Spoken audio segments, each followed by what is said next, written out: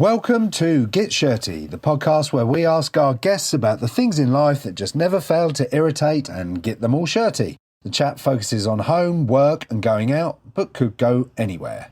And it's not all doom and gloom, as each guest gets a made-to-measure shirt which they design, so we talk about that too. Funny that, us being tailors.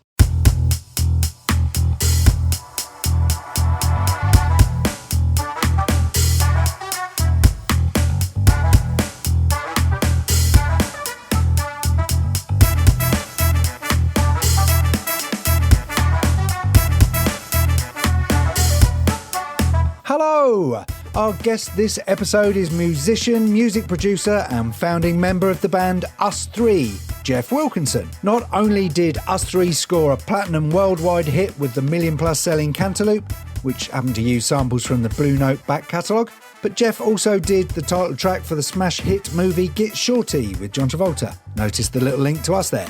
Along with multiple albums for Us Three. Also, as you will hear during our conversation, Geoff talks about how instrumental he was in setting up some pretty incredible gigs back in the day. We have actually spoken to Geoff once before, but as can happen, we had a few issues with the audio and we had to re-record, but this did give us the opportunity to go on our second podcast road trip and we went to see Geoff at home, so thanks to him for letting us re-record. So, here we go, one guest, two mics, just two tailors this time, and a host of irritations. Let's get shirty.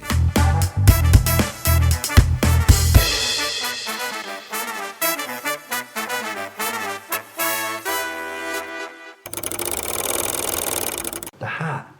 Forgot the hat again. We forgot the hat again. Damn it. A hat. Yeah. Oh, you know what I was going to do? I was going to dig out the 7-inch single that I sampled for Get Shorty. It's in that pile there, so I could find it. Yeah. Look at that photograph. Yeah, all of that. Okay. So you were pre-hat. Yeah, you were pre-hat. So tell me about the hat then. So we decided to do a final questions because when we spoke to you, we did a talk about things that get you shirty, about work, going out, and home. Yeah. The work, rest, and play. And then after that, we said, we should do an off the cuff because it's get shirty. So we'll have little bits of paper with stuff already written on that people can then take out of the hat or whatever and go, all right, it says this, or this is, driving. This is what gets me shirty about driving, or this is, Yeah. So it's a completely off the cuff thing. But we couldn't think of, so I think Adam Buxton was the first one, I think, who we did it with. But we just wrote them all down, put them in, screwed them up and put them in a bowler hat. We had an old bowler hat. But then we thought, we'll think of another way to do it later. And Adam Buxton suggested putting them all on a shirt cuff and you can pull one off the shirt cuff. Yeah, okay. And we were like, that's quite a good idea. And then we decided, because we've talked about it almost every podcast ever since, that no, we're just going to leave it in a hat. So we've just got a bowler hat with these things in, but it's off the cuff from the hat. And it doesn't make any sense, but it's sort of like one of those things that we like. But again, we forgot the hat. Geoff, welcome to Get Shirty. Thank you. It's I have a confession to make in that this is a re-record because we had some issues with the audio last time. So thank you very much for talking to us again. No problem. And I'm delighted that the first time we spoke it didn't put you off and that you were happy to see us again. Absolutely not, no. And thank you for coming all the way to North London to interview me as well. That's our pleasure. We like a little road trip, Another road trip. Yeah, another road trip. Is this the first time you've been on the road? Second, okay. Yeah. So you are in an exclusive club now. It's just you and Alex Horn. Okay. You're the only two people that we've travelled away from the shop for. I'm flattered. Yeah, wow. And as you should be, quite rightly, we're very famous podcasters now, not. But have you been since we saw you last one? Yeah, good. Busy, permanently busy. I've just finished a project with an 18-piece horn section. No one knows about this, so I wasn't going to talk about it. So I don't know what this is going to come out in the name of. And I've certainly never done anything with such a big orchestrations kind of, so it's quite a departure for me. That's not a library music project. That's something that I want to be released. Ooh. So I haven't got a deal for it. So watch this space kind of thing. Yeah, exciting though. Yeah, it is. Yeah. So was that recording live? So we're all 18. 18. Yeah, 18 there at one horns. time. Yeah, it's done in a specific style. I'm not going to give too much away, actually, but it's modern kind of as well. Right. With a sort of. It's still a mixture of jazz and hip hop, really, Right. which is what Us Three is always about. What I've always done, really, but it is different. Yeah. Oh, very exciting. That's all I'm going to say. Yeah, good. It's a Oh, secret. I like that. That's sort of like we've got like a half teaser. Yes, a sort bit of like a tease, yeah. A little bit of an exclusive. I like that. Let's talk about the shirt, because Oh yeah. Jeff's got his shirt now, haven't you? Yes, you made me a shirt. Yeah. I'm probably the first person you've actually interviewed after I've got the shirt. How about that for a first? Yeah, that is a first. There you And you're go. right, actually. You're right. Has it had an air, and have you worn it out? Oh, yeah. Have you? Yeah. Excellent. That's my best shirt now. Is it? Yeah, so yeah. Superb. Well, we like that. That's so we got the fit right, and Yeah, I didn't have a nice crisp, it's kind of Brooks Brothers style That's white right. shirt. yeah. Yeah, it looks lovely. It's exactly what I wanted. Did a great job, thank you. Hey, look, that's a pleasure. We'll clip all of that and put that out as an advert. You do know that. Yeah, that's fine, that's fine. We'll be- As in an fact, endorsement, I'm happy. I expect you to answer the door in it. Yeah. Ta-da! Oh, yeah, I should have done, yeah. That's all right. We'll let you off.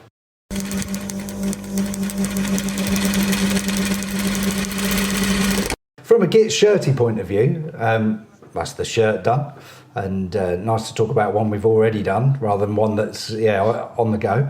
But let's start with the work side of things. Have you got any work Git Shirties? You know, what are the things about? You know, was there anything about any recent recordings that you've had to done that you thought, oh, you know, these are the irritating things about what I have to do? Really, well, the project that I was just talking about, that was the first time I've ever mixed something so big with such big orchestration. That was giving me a bit of a headache, mixing just the spatial arrangement of 18 horns was kind of, as well as the other instrumentation, just getting all that to fit nicely in the mix was a challenge, but that's the sort of challenge I like, really. So normally I kind of do a mix and pretty much that's it, check it indoors, and if I need to go back and tweak anything, I'll do that.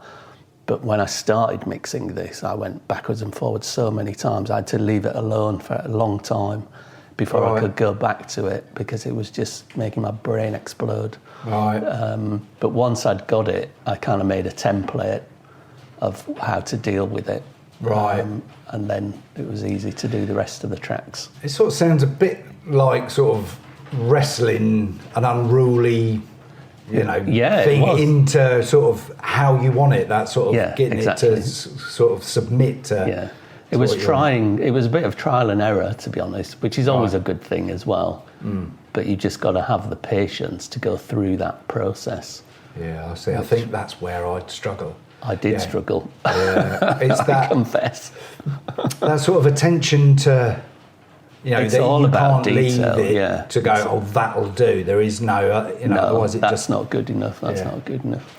You can't do that because, especially if it's something that's going to be released, then you'll have to live with it. If you know there's a mistake there somewhere, then you're going to have to live with that. Yeah, and that must be... That is terrible, awful. yeah. So that's a really good Git Shirty, I think, like having to release something where there's something still in there that... Yeah, that's happened in the past when you've been under pressure from the record label to finish something and you think, oh, it's okay, put it out, and then you just end up regretting it forever. Listen back and think, the hi-hat's too loud or whatever. Just little things. Do you ever go back and change some of those things? No, I never have done, no.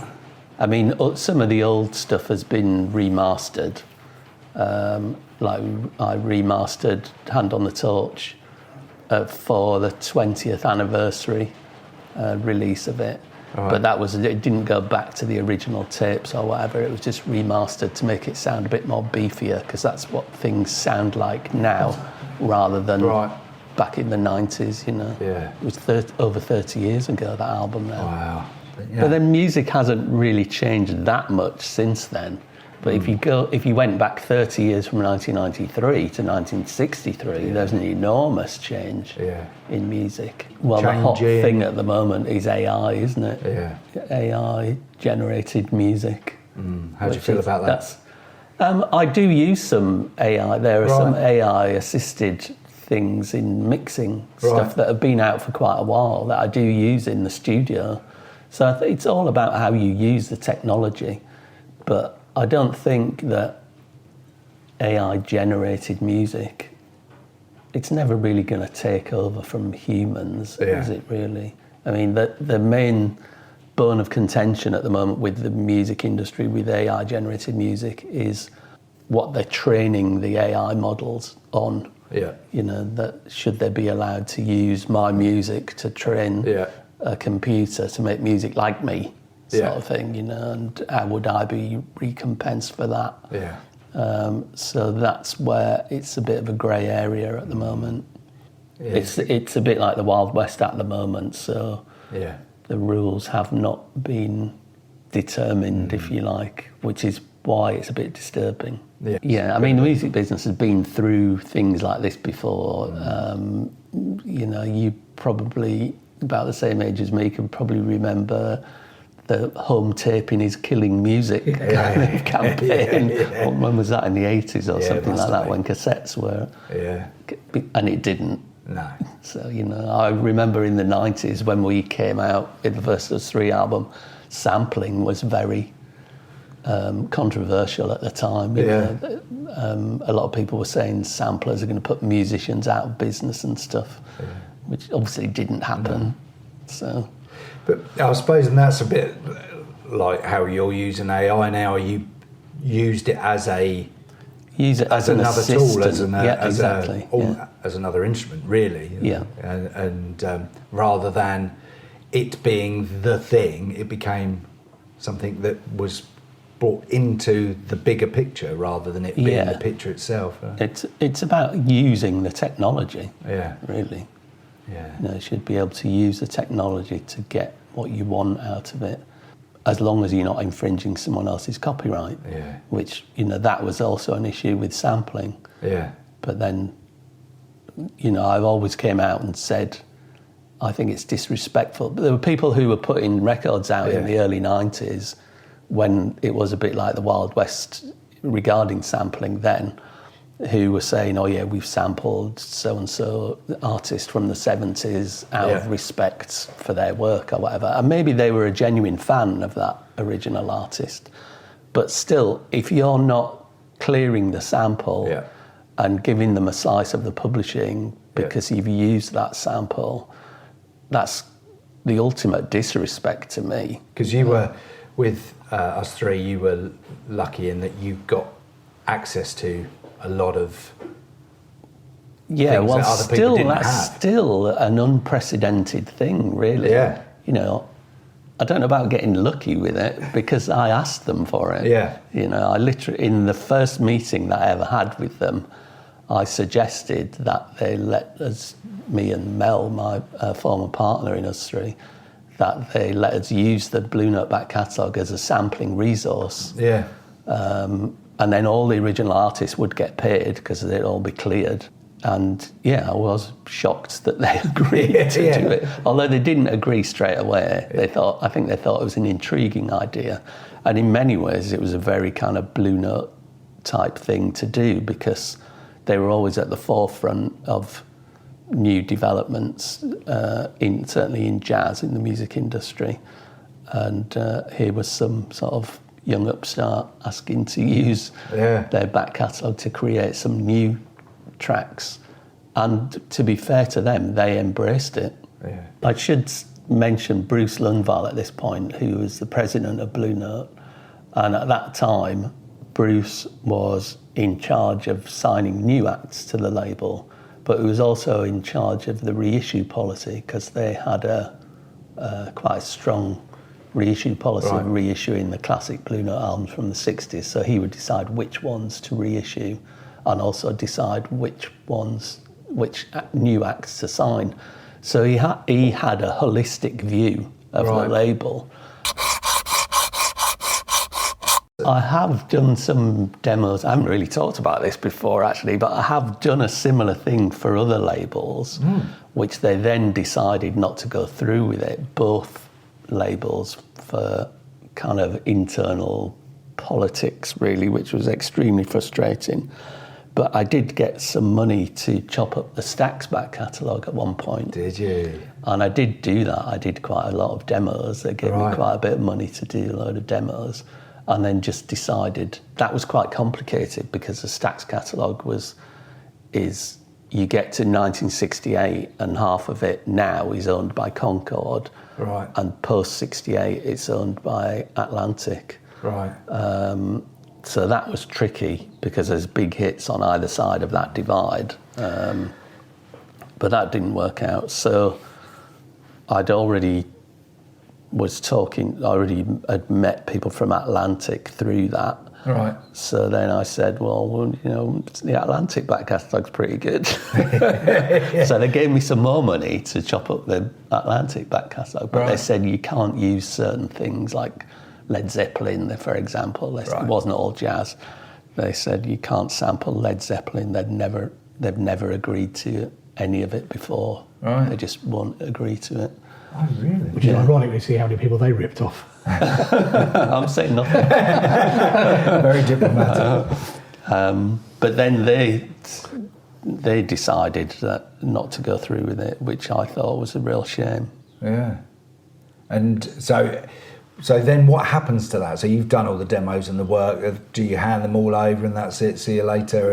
Or have you still got those that you can... I've still got the tracks, but they're never going to see the light of day because they've all got big samples in. But I'd cut up things like Aretha and stuff, yeah. Wow. I mean, the thing about the Blue Note stuff was that none of the stuff that we sampled then was hits, it wasn't. Yeah. But chopping up the Stax back catalogue and the Atlantic back catalogue, I was sampling things that had already been hits. Yeah. So it was a kind of a bit of a no-brainer. It was much easier. Yeah. So with the jazz stuff, we were making things that weren't funky in the first place. Yeah. Funky. Yeah. But that wasn't the case with the later stuff. So it was such a shame that didn't come off. I also spent an incredible amount of time and effort doing it. Why do you think some artists are against it in that way? The likes of Led Zeppelin and Eagles, for example. Why do you think they're so against it? I don't know. You can only repopularise their old music, can't you? Yeah. I mean, there was only one thing we got turned down with Hand on the Torch, which was wanted to sample the horns off John Coltrane's Blue Train, and Alice Coltrane, his wife, didn't want that to happen, so we didn't do it. It was just out of respect that she didn't want us to use it, so fair enough, we didn't. It's the why that interests me, especially with a big band like that. Can only be bigger. There's a story about Grateful Dead that they have become one of the most held on to music. People can't play it, can't sample it, can't do anything with it. Mm-hmm. Yet they made it big by selling their own bootlegs. Yeah. That seems like a double standard to me. Yeah, it is, because that's how they got known. Deadheads used to buy their bootleg tapes that they were selling at their own concerts. Yeah. Yet now they're like the Eagles and Queen, and you can't do their music on the On internet. the second Us 3 album, I'd sampled a Horace Silver track, and he rang me up. He must have got my phone number from Bruce. Right. And that was a real shock because he's my favourite pianist. Right, wow. So I just answered the phone and a growly voice said, "Is that Geoff?" And I was like, "Yeah." "Hey, it's Horace Silver here." And I was like, he was concerned that anyone doing a cover version of the original track would do it like the Us 3 version. Right, okay. I'd only sampled like a couple of bars of it or something, just a little loop, you know. So it wasn't it didn't resolve the full phrase that he'd played. And I said to him, that's not the point, really, I mean, Cantaloupe didn't harm Cantaloupe Island. Yeah. Cantaloupe Island, the Herbie Hancock track we sampled, really became a jazz standard, which it wasn't a jazz standard before we'd sampled it, but there are about 1 billion versions of Cantaloupe Island now. Yeah. Everybody plays that, so I just explained, I had to sort of explain to him what sampling really was. Yeah. And he was fine, he was cool. He was like, thank you, that was really informative, sort of, so said goodbye, and he cleared it. Because he'd kept hold of his own publishing, so he had his own publishing company, which was an extremely sensible thing to do back then. Yeah. So yeah, he cleared it and it was fine. I bet that was, when you put the phone down, I bet you were a bit like, did that really just happen? Yeah, it was breathe out. Yeah, yeah. I put the phone down, I thought, I wish I'd have kept talking to him now. Yeah. I should have asked him this, I should have asked him that. Yeah. We do that every podcast. Yeah, we do. But funnily enough, actually, after the last time we spoke to you, we were like, we didn't ask about this, and we didn't ask about, it's That's the way now then. I'm going to put you on the spot here, Geoff. I'm going to put you on the spot. What would you think about music for the podcast? I thought your music was really good, yeah. That was proper putting on the spot. I'll cut it out. If you'd have said, I don't like it, cut that out. And I was disappointed you didn't use mine in the end. Well, it all came down to budget, really. Yeah, I understand that.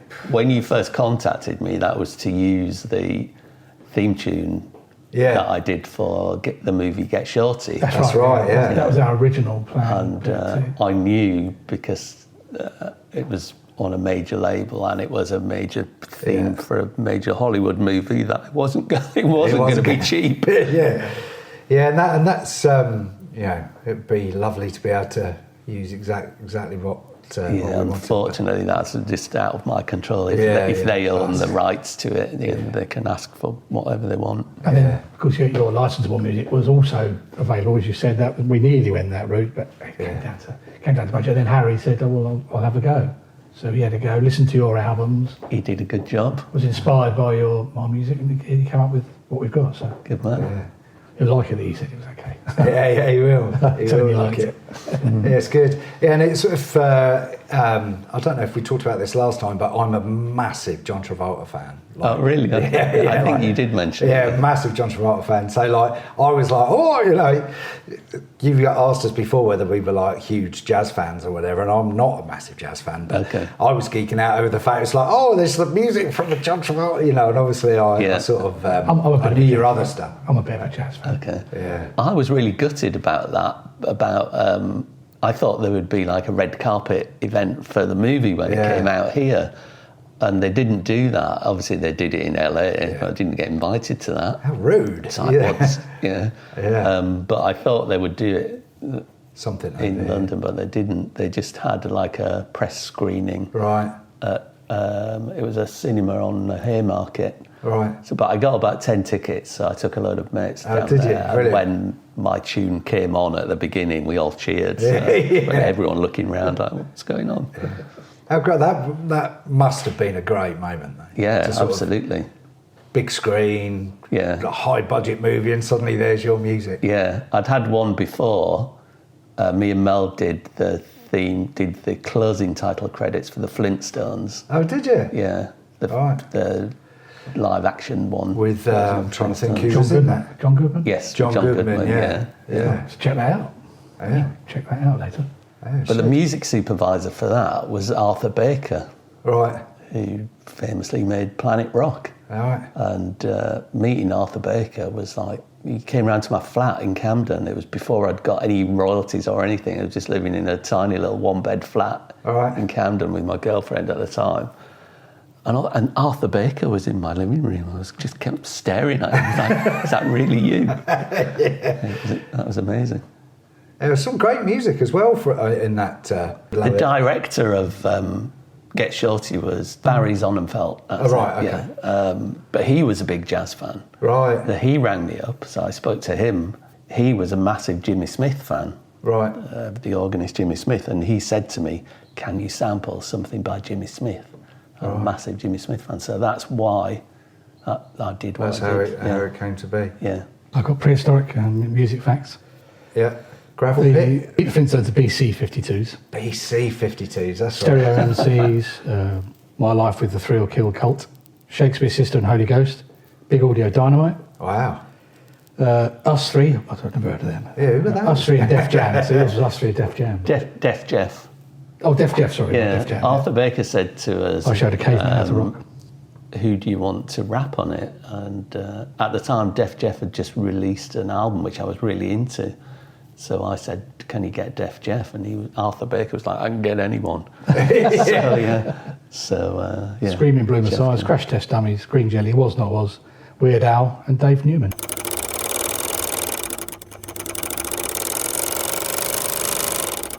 Because that song for you has sort of took you around the world, really. I know it's not just that song. It's very easy to sort of focus on that, and I know you've got a big body of work, but yeah, it's still my calling card, really. Yeah. I mean, it's just been synced out for a major advert in America, which starts in a couple of weeks for sausages of all things. So really. I'll probably get some barracking for that, I think. Yeah. But never mind, it was a lot of money. Yeah. 30 years after the event to be getting big sync deals for something is quite amazing. And do you, with things like that, do you get to go, oh no, I don't want it used for that? You know, do you get some sort of say on it, or... I think if your red line had been sausages, no, I don't advertise sausages. We did have a red line when we signed our initial publishing deal. We did put a clause in saying if there's any requests for it to be used for political causes or alcohol advertising or tobacco advertising, that they have to ask us. They have to get permission from us. Otherwise, they could do what they want with it, really. Right. So, but I know that in the States there's been a bit of a hoo-ha about, say, for example, Donald Trump using various bits of music or whatever.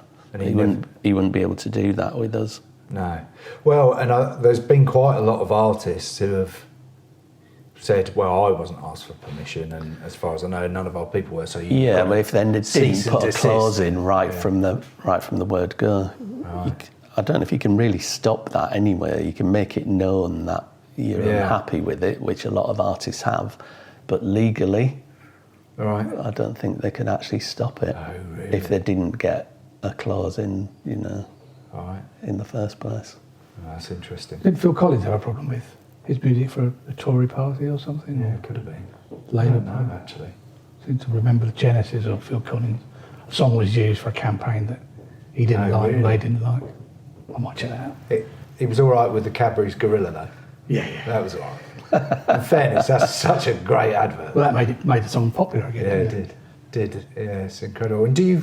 Actually, that's a good question, actually. So when it gets used for something like an advert like that, do you suddenly see a spike in your Spotify's? Or? There will be a bump, definitely, Definitely. Because it just kind of reminds people of it. Oh, yeah, and then they go and play it on Spotify or whatever. So. Yeah. It's funny, actually, because one of our other guests, I think I mentioned it to you, I don't know, but a chap called Tony...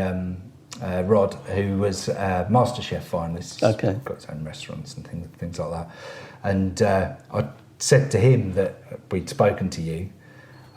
This must have been just before, and he said on service that day, he said, cancel it anyway. He's in his usual song playlist. He said, but for service they just put the Hand on the Torch on and just listened to it all through service that night. So it's had a little resonate into our other guests, which is really nice. Can I just jump in quickly? Of course you can. Go for it. In fact, Phil Collins was one of the people that didn't want Donald Trump using their music, along with lots of others. Oh, really? Practically everyone. Whose music is he issued a cease and desist order after the unauthorised use of In the Air Tonight. A rally in Des Moines. And a lot of people. That's a big list. So we sort of we've done work. What about home now? It's a bit different for us because we're in your home. Have you got git shirties about being at home, or we've had enough records. Yeah. My current one at the moment is largely to do with the garden outside. You probably noticed that I've got a plastic lawn. I hadn't noticed, actually. Oh, really? You couldn't tell? Well, but I had it thought put it down was about 10 years ago, and there's a weed membrane underneath. And they did say to me, weed membrane will last for 10 years, which is all very well at the beginning. And now it's 10 years. There's loads of weeds coming through, which is not good. It's only just started. So what's the plan?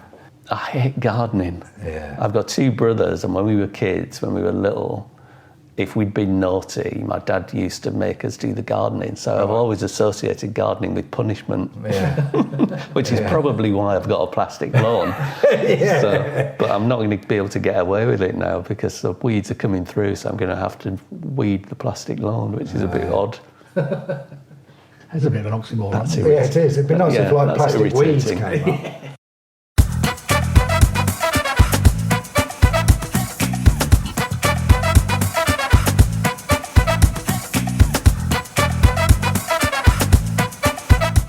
We have exciting news. The Get Shirty podcast is going live. Yes, you will be able to see the podcast being recorded live for the very first time, and it's all part of this year's Tunbridge Wells Fringe Festival. It's going to be on July the 4th at the Old Auction House just off the Pantiles in Tunbridge Wells.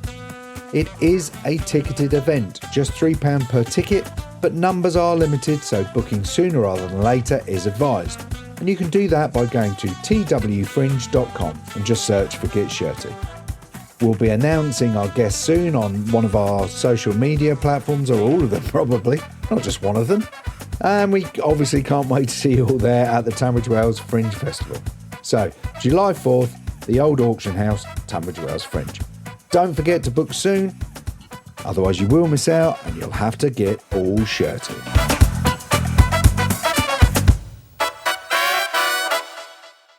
Thinking about that, you associated gardening with punishment. You know, what was it when you were growing up that was the other way with things, where you went, actually, can you go, that's what made me want to be a musician? Was there a point where that sort of light switched on for you? Ooh, that's a good question.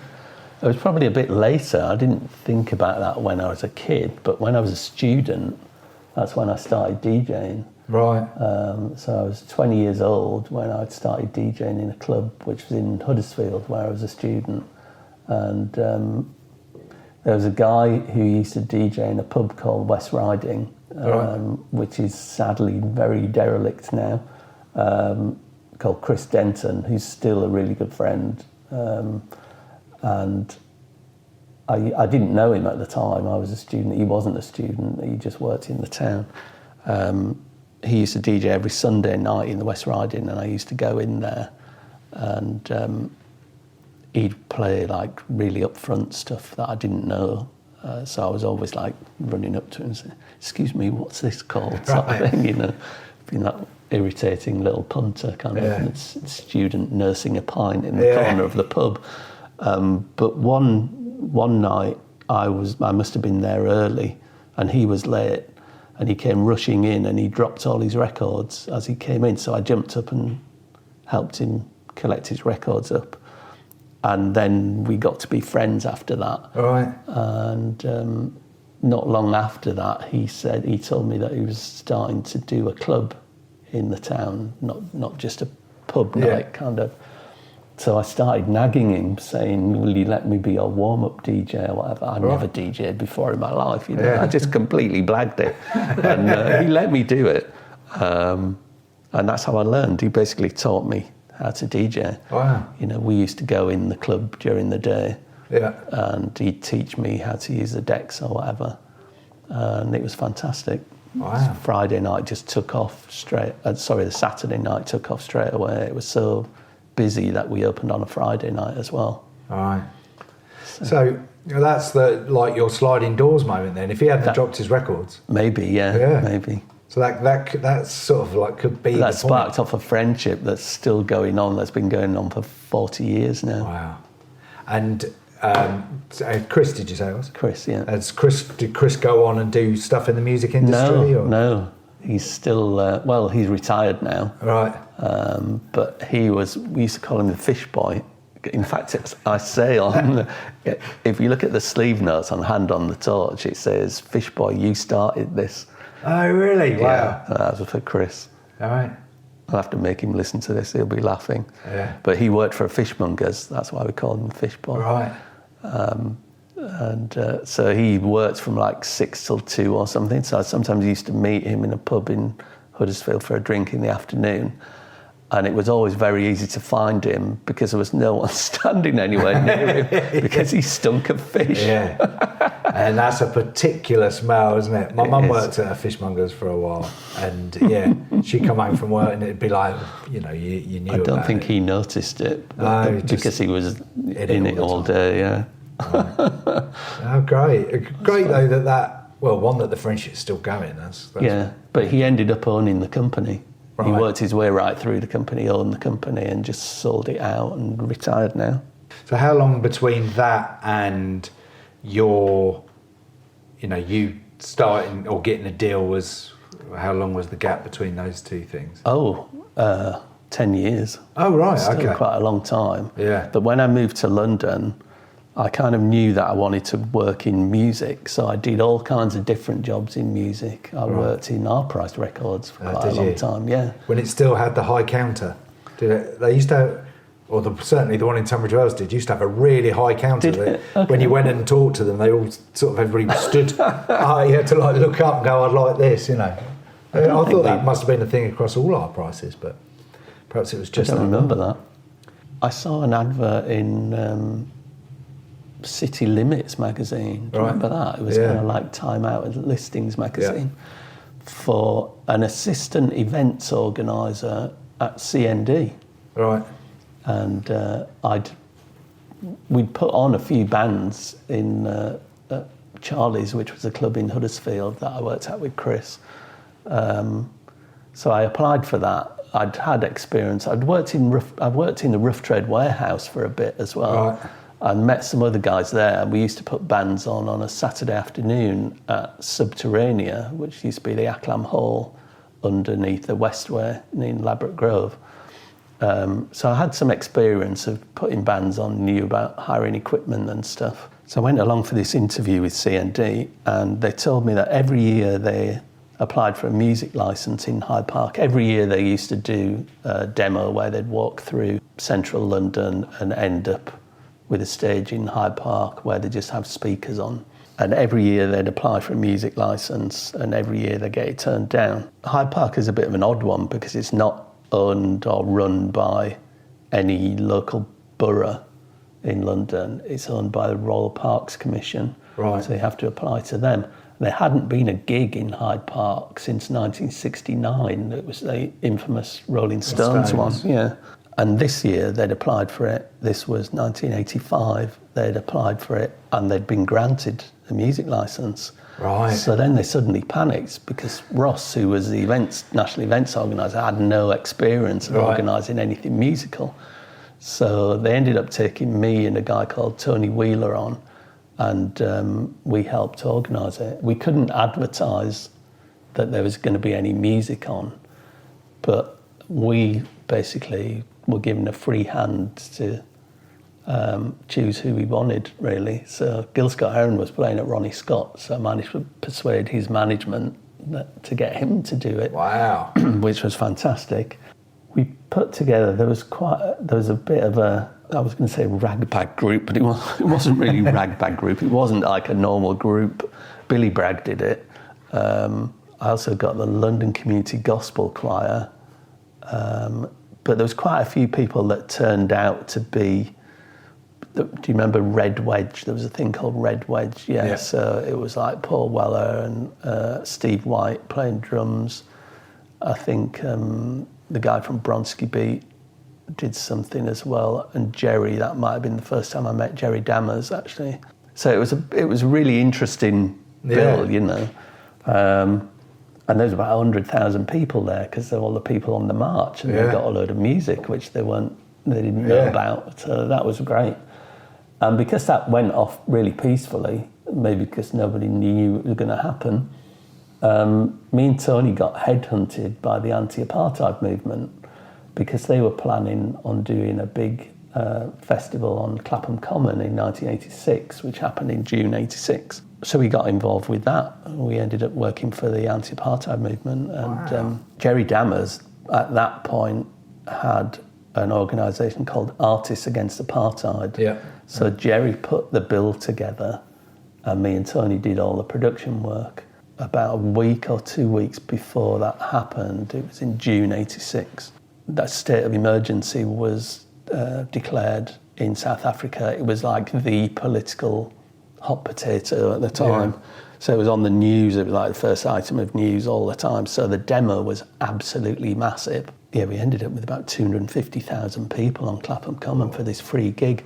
But the bill Jerry had put together was phenomenal. It was like Sting, Sade, Boy George, Big Audio Dynamite, Hugh Masekela, Gil Scott-Heron did it again. It was just ridiculous. Anyone who was anyone, Elvis Costello. Yeah, that was a phenomenal thing to be involved with. And I got really tight with Jerry then because we were working closely with him, obviously. Yeah. Great guy, really phenomenal guy. But it was overrunning and the police didn't want it to go into darkness. So right. we literally drew lots backstage to tell each artist that they were going to have to cut a set down from, I think everyone was only doing 30-minute sets anyway, but literally from 30 minutes to 10 minutes, I got Elvis Costello. Oh, how did that go? I had to go in, I had to knock on his door in his porter cabin backstage and go in. And he just took one look at me and said, "Oh, here comes a man with a worried look on his face." Oh, really? And I just explained to him that we were massively overrunning and the police didn't want it to go into darkness and would he cut down his set to 10 minutes? And he just said, "Yeah, no problem." He was super duper nice. Oh, that was a relief. Yeah. I mean, what an incredible thing to be a part of. Yeah, that was amazing, yeah. So, yeah, I DJ'd at a riot outside the gates of Wapping once, which was quite bizarre. Yeah. Yeah, did all kinds of things there. We did a lot of gigs around the country for various things, the highlight of which undoubtedly was putting Curtis Mayfield on at the Usher Hall in Edinburgh, which is such a beautiful venue. I was in there about 3 or 4 weeks ago, actually. It's a classical gig, but that was amazing. I took him out for a pizza. Did you? Me and Curtis, just the two of us. He was hungry. So me and Curtis Mayfield went for a pizza. I was a bit gutted because he kept calling me Sonny. I mean, I was young then, I was in my 20s then, but that was amazing. And the venue was only about half full. That was an anti-apartheid gig, which shocked me. Yeah. For a legend like that. And he was fantastic on stage. Yeah. But how do you even go about having a conversation with somebody like that? Well, I knew all his, I was a huge fan, I suppose so that's it, isn't it? Probably thought, oh no, not some fanboy again. Yeah. When you did, all these questions, taking you back to the DJ times as well. What was that you were playing? Why did you do this? What? Yeah. Oh wow. But that's a pretty big claim to fame. That was pretty amazing, yeah. There's a bit of a theme running actually through your careers. Like people said, "Here, I'll have that and see what you want to do with it." If you don't ask, you never get. Yeah, that's it. Maybe I learned something subconsciously from that. Yeah. But I think what I've been good at before is coming up with some wacky ideas, and then following it through. Yeah. I think I got known before the whole Us 3 things happened. I think I was known for being quite reliable in terms of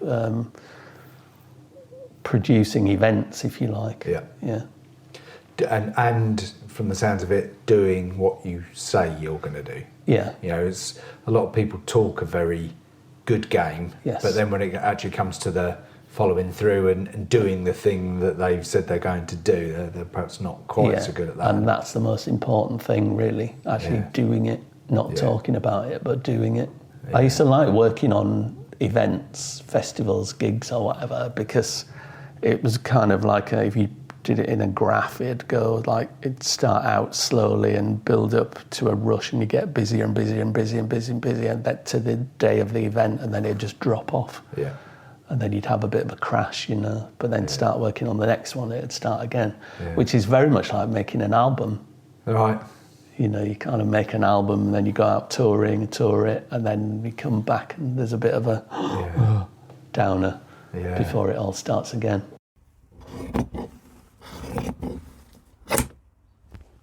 this is going back to another get shirty thing about the music business. The first 10 years of us three was incredibly frustrating because I only managed to get 3 albums out in 10 years through no fault of my own. That was all to do with the ridiculous revolving door of personnel that major labels had then. And every time someone left within the company, it was like you had to sort of rebuild your relationships with the new people at the company, and it just got pitching frustrating. it all again, and sort of. And it didn't seem to matter that we'd been successful. It was like just, whoever the new guy comes in has got his own pet projects that he wants to work, so you go to the bottom of the queue. Yeah. So I never got into that. I know a lot of bands complain about being on an album tour cycle. I never had the luxury of doing that, really. Right. So every time I release a new album, certainly for the first 3 albums, it was a bit like starting afresh every time. So when it happened for the 3rd time, when the guy left the 3rd time, I just thought, that's it. I nearly swore then, but you swear all you like. Oh yeah, fuck that. I couldn't handle it anymore. So I was introduced to someone at an independent distributor and decided to go independent. That was in 2004. So over the next 10 years of us three, I managed to put 6 albums out independently.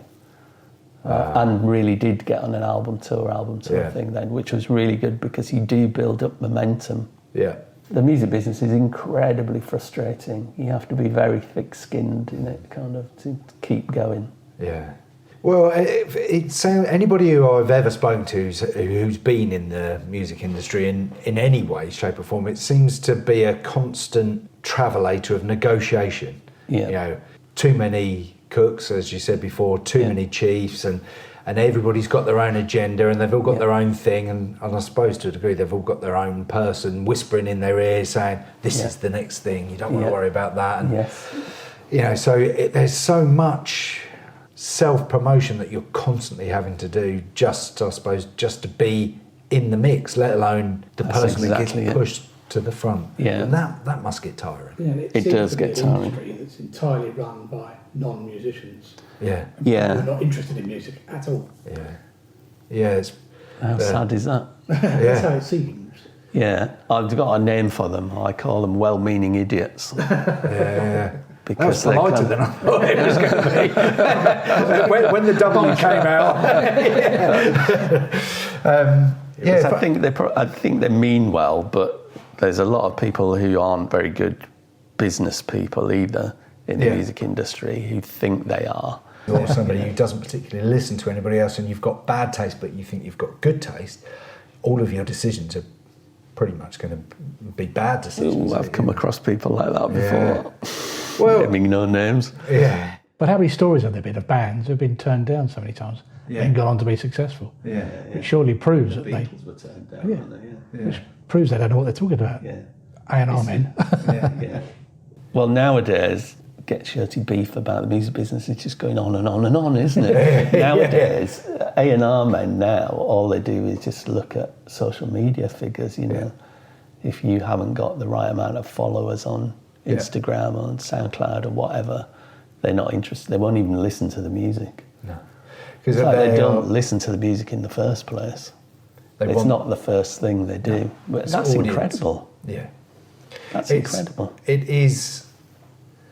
And there's something exciting about being part of something that has its own, like you were saying earlier about that album tour, and that it gets momentum, and you can feel that momentum. You can feel it even within a business like ours, when you have your first year and you do okay, the second year you do a bit better, and then suddenly you realise you've had a few more customers, and that customer's talked to that customer, and there's a swell that happens around your business. And if you are dealing with people who are just looking to be at the top of that wave, and they're not worried about being part of what was pushing that wave up in the first place. Yeah. Where's their interest? They've got no skin in the game. They've got no sort of desire to be part of what it is. They just want to monetize what it's become. Yes. And then that's that's a horrible sort of route. I remember my accountant saying to me a few years ago, he said it's the first time he's ever known that acts who've been independent initially and have built up their own momentum through touring and social media and releasing their own records, whatever. And eventually having it all stolen. Releasing their own music. Yeah. That then get approached by major labels that are then turning them down. They don't want to sign to a major because they're doing fine as they are. Yeah. Without the interference. Yeah, and without exactly. somebody else trying to steer Without them being towards... locked into them as well. And eventually having it all stolen, which is what happens eventually. Yeah. I don't know if you remember, this was quite a long time ago, about 20 years ago, maybe more than that actually, maybe it was in the 90s, that George Michael had a bit of a court case against Sony. Yeah. And the reason for that was his A&R man had left and he'd got a new A&R man. He wasn't getting the same attention there. And he was trying to get out of his contract, and their argument was that music business contracts are a restriction of trade, and his lawyers made a comparison between the music industry, the way the music industry treats its artists, and the way the film industry treats its film stars, because film stars are not signed to a film production company or a studio or whatever for 8 films. That just doesn't happen. It's done on a film by film basis. So why shouldn't the music business operate the same way? Control. You know, if you sign now, if you're like a teenager, if you're like 19, you're hot or something, and a major label offers you a lot of money, you might be tempted to sign to them, but then you might sign an 8-album deal, which is practically your whole career. That's really dangerous, I think. That's what we got. Taylor Swift and people like that making their own stuff. Keeping their own stuff. Well, and re-recording the stuff to get it back. Because the deal it's not was possible to get the rights back to the original. Can't get those recordings and the rights to those back. So I'll just re-record it. That was clever. Hopefully it shows other people that they can do it. They don't have to rely on. I suppose if you're Taylor Swift, you've got the resource to be able to do it. Like and someone's going to, even if you haven't got the resource yourself, which of course she has, but someone else is going to back that. Someone else is going to go, we'll help you do it. Hopefully it shows other people that they can do it. They don't have to rely on UMG and Sony and people like that. But I was seeing quite a lot recently about how they're all starting to swallow each other up now. All the big players, they're all trying to buy each other out. And it wasn't very long ago that people were talking about the music business was in crisis, or certainly record labels were in crisis, when the digital thing came in, when MP3s were the big thing, because MP3s were so easily clonable. You know, a 100th generation copy of an MP3 is exactly the same as a first generation copy, a digital copy. That was causing the majors huge problems, and they became much less profitable. With streaming, they've become much more profitable. So streaming has saved them. Damn. How dare it? It's quite frightening, that sort of how quickly the power dynamic shifts with that. Isn't it? Because, I mean, if you're a new artist now, you can't make any money through being on Spotify or... I think I said that to you guys before. Like, I wouldn't... I think you said to me, what would you recommend to someone starting out in the music business? And I said, don't do it. I would say get a real job. It's really hard to make it in the music industry now. You know, the streaming rates that artists get paid are a joke, really. But that's one of those things where it's turned upside down again, because, like, I know Spotify rates are so bad, unless you are Taylor Swift or Ed Sheeran or Adele, they get paid a higher rate because they bring people to the platform. So their basic rate of what they get per play is so much higher than somebody starting out. And you would hope that somebody like that will go, no, well, look, let's flip it. I've got loads of money. Take some of my rate. That's not the way life works, of course it's not. But if it did a little bit more, think about what that would do to the industry in terms of new talent coming through. You know, it would only, like, we were talking about Neil Young a while ago, you know, might take it all off the platform, don't want it on there. And it's great for somebody like him to make that stand, but it needs somebody who's going to hurt them a bit more Yeah, I think it, if someone, if like in 50 years' time or whatever, when somebody writes a history of the music business, they'll see that when major corporations got involved in the music industry, that's when they fucked it all up, basically. Yeah. You know, I can't think of another industry that was in control of distribution of its own resources when physical products was being sold, cassettes, records, CDs even. When it went digital, really Apple stole the march, a computer company stole the march on the music business, and all of a sudden a computer company was controlling the method of distribution of all the record labels, the entire industry. Yeah. You know, Apple took over the music industry. Yeah, but then they got usurped by Spotify. Yeah.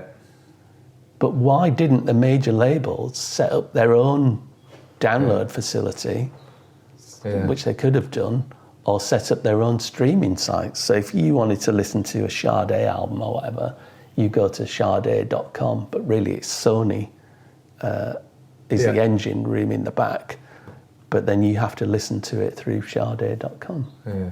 It'd been much more direct. Yeah, didn't Jay-Z try it with... There was a collection of artists that got together and went, we're launching our own. Tidal, yeah. Tidal's fairly big. Is it still going? Yeah. Oh. The thing about Tidal, it's much better quality as well than Spotify. And that does pay quite a bit more does it? To its artists. Oh, okay. To That's interesting. artists in general than Spotify does, Yeah, the music industry is a mess. Some people still want to do it. Harry still wants to do it. Yeah. But I suppose is that because Harry wants to create? Yeah, wants to produce. He would do it anyway. Yeah. You know, I suppose that's one of the litmus tests, if you like. It's like, if there was no audience and it was all taken away, would you still sit there and make your own music for your own enjoyment of making it? If that's the case, then you're going to do it anyway. Yeah. And then you might as well find a way of getting it out there.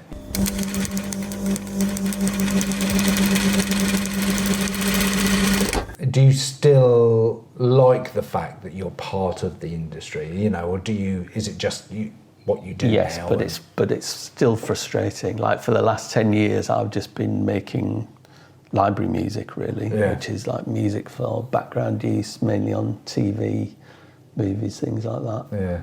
Yeah. For library music companies, who just stock libraries of music for that use. Yeah.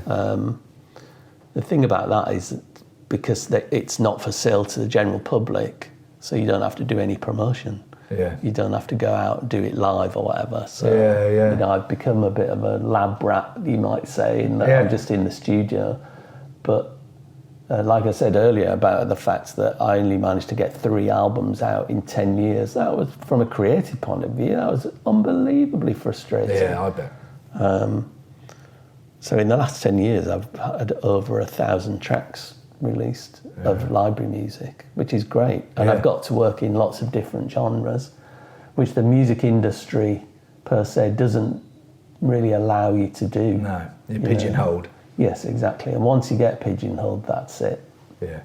You know, the industry as a whole doesn't let you get out of it. It's not like being an actor where you can do different roles or whatever. Yeah. But doing library music is more like being an actor, because you can try different things out. Yeah. Like during lockdown, one of the strangest things that happened for me was I got really into electronic music and started listening to loads of Tangerine Dream, for example. Wow. Yeah. And then I found myself making bubbly electronic Tangerine Dream-like stuff. Yeah. And I've had about 6 albums of that released on library music companies now. Wow. 15 tracks an album, that's quite a lot. Yeah, it is. Yeah. It really is. I suppose that, as well with that, it's to a degree more about the music. Absolutely. Rather than about the person who you think you know who's doing the music. You know what I mean? It's like, it doesn't matter what the band name is, or, you know. I've always had quite a wide-ranging taste in music anyway. Yeah. So, I mean, even with us 3, there was elements of all kinds of different stuff in there on different albums, bits of drum and bass, bits of Latin music, bits of Indian music, bits of African music. Yeah. yeah, but I get to really indulge those kinds of things a bit more doing library music. Yeah.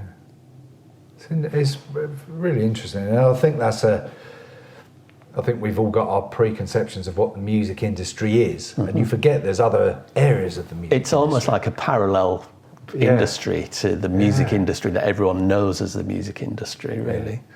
But what we were saying about A&R men a while ago, that A&R men now sign things based on social media figures, none of that makes a jot of difference in the production music world, because they're just interested in the music, you know, because there's going to be no promotion to the public.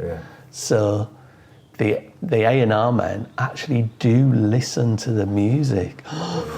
Oh, that's fantastic. Maybe that's why I've had 1,000 tracks signed, because I know that what I'm doing is good. That's proof to me that I know what I'm doing, because I've had so many tracks signed to a vast range of companies around the world. You know, Cantaloupe is still my calling card, kind of. Everyone knows that. But yeah, I love what I'm doing now. I get to do some quite wacky things, really, which I would never have been able to get away with in the real music industry. Because you would have been constantly told to go back into your lane. Because absolutely. that's where your value is to us. Yes, absolutely. Whereas your value is your output, not what they think they can sell, which is nice. There's a difference there. Yeah, that's great.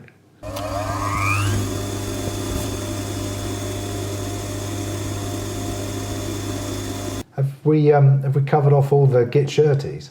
We didn't do going out so much, but I suppose... Well, we have. I know. I remember one that I said, which is a big bone of contention still with me, is restaurants that serve hot food on cold plates. Oh, yeah. That's right. That absolutely does my head in. Yeah. And you're right. That is a no-no. Even at home, I can't.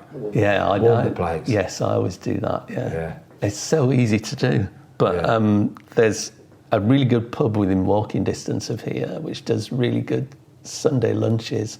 But I've stopped going there because I'm sick of I always ask them, can you warm the plates? And they never do. So I just send them back. I send it back. On a warmer. Yeah. The plate warmer. You could just have a sink full of hot water or just stick it in the oven for a minute. It's not like it's not rocket science, is it really? You know. They do have plate warmers, you know. They stack them. Yeah.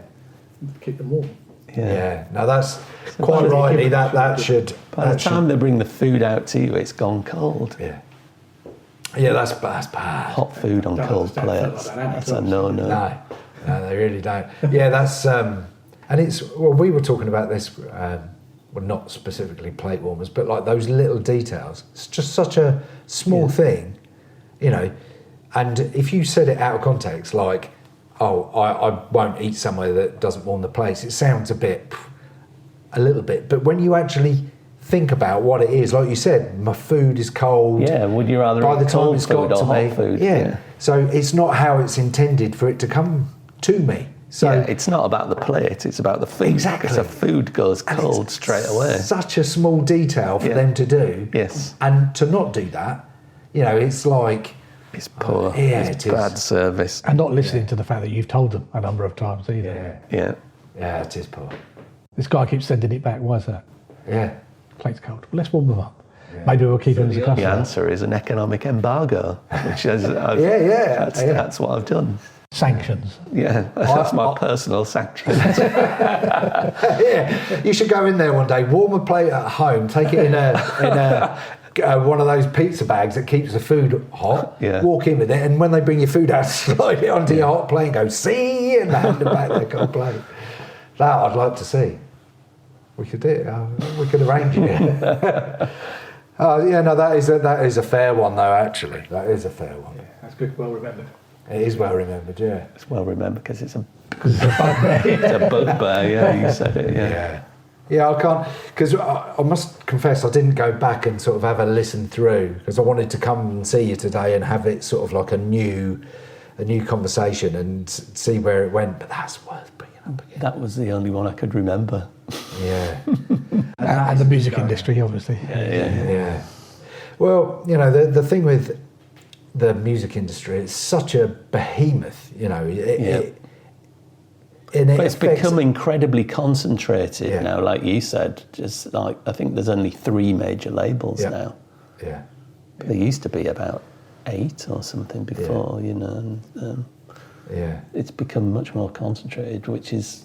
I think UMG own something like 80% of the music or something. Yeah.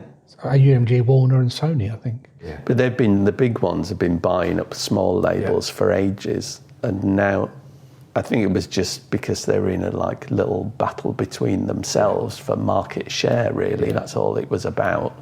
Because I think... but now that streaming has made them profitable, all the things that they've reissued or whatever on those smaller labels, they're collecting from that. Yeah. So it's about volume, and that's why they become profitable. Yeah. Yeah, I think there was a thing a little while ago where I think it was Warner's was trying to buy, I can't remember, one of the others, and it went to the Monopolies Commission and all that, and they sort of blocked it because it just sort of had too much market share. Yeah. I don't know the details, obviously, that's passed me by. So are we going to do a virtual off the cuff out of the hat? Well, if you got a random word generator, then that's what we need. Go for it. Well, in my brain. It doesn't. I don't know how we do that. Well, you came up with it randomly in the first Well, place. I came up with a load of... You remember some of the things you came up with? Oh, there were all sorts in that hat. I sat down and wrote a big long list and then just snipped them all up. What type of thing? Oh, it was like from... Sports.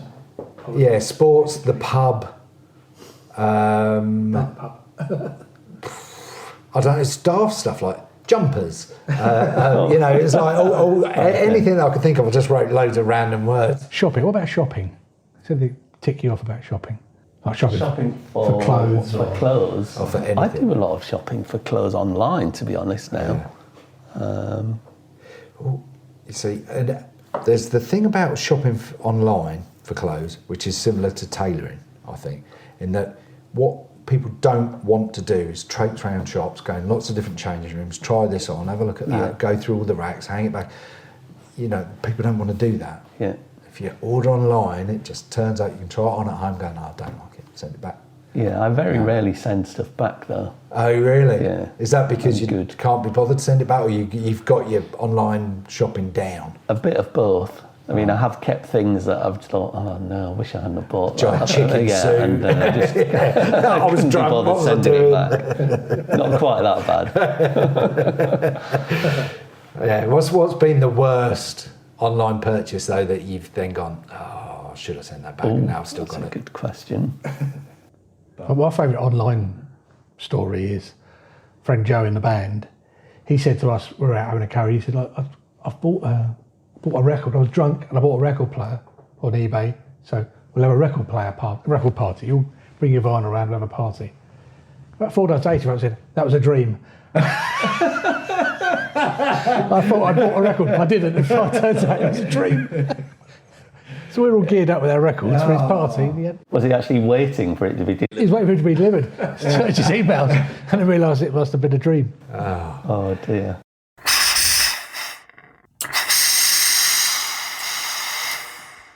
I confess I don't play my vinyl anymore. Oh no. Oh, Stu, it's all right. Good job you were sitting down, Stu. Did I say that in public? yeah. We can edit that out. Just because, what? How come? Spotify's easier. Yeah, well, you know, I mean, thing, as much as I complain about Spotify, from a consumer's point of view, Spotify is incredible. Yeah, it's hard to beat. From an artist's point of view, it's a nightmare. On that note, I think we come full circle going back to the 90s. I think that's more or less where we started. I think we'll say thank you very much for letting us invade your lovely home and for allowing us to re-record when you'd already kindly come to see us before. So thank you very much, Geoff. Cool. Thanks for coming. That's all right. Appreciate it.